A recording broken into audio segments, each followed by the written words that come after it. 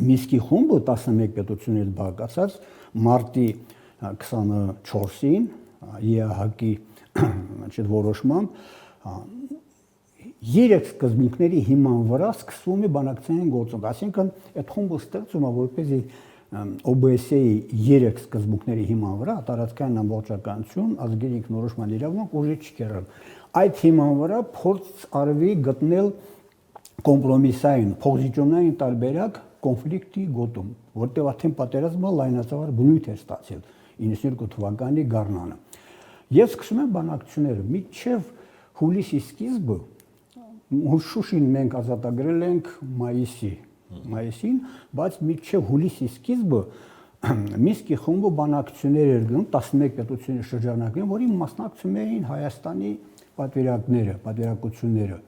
Մի քանի անգամ այդպիսի հանդիպում, բայց Արցախի պատվիրակությունը հրաժարվում էր մասնակցելուց։ Մինչև հուլիսի սկիզբը։ Բայց կարող էր մասնակցել։ Կարող էր անընդհատ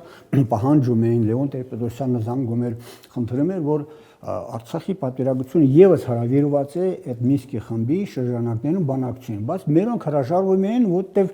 գիտեին Լևոն Տեր-Պետրոսյանի դիրքորոշումը, որ նա 91-ին էլ 92-ի հունվարին էլ մի քանի հարցազրույցներում նշում էր, որ ինքը դեմ չի, Հայաստան դեմ չի, որ Արցախը լայն ինքնավարության կարգավիճակով մնա Ադրբեջանի կազմում։ Այն դեպքում, երբ արդեն պատերազմ էր սկսվել եւ այդքան զրկակներից, տանջակներից հետո Արցախի ժողովուրդը այդ պատերազմի պայմաններում Հայաստանը ղեկավարը հայտարարում ասում է ինքը դեմ չի, որ Արցախը մնա Ադրբեջանի կազմում լայն ինքնավարության կարգավիճակով։ Դրա համար մեր Գերագույն խորհրդի նախագահությունը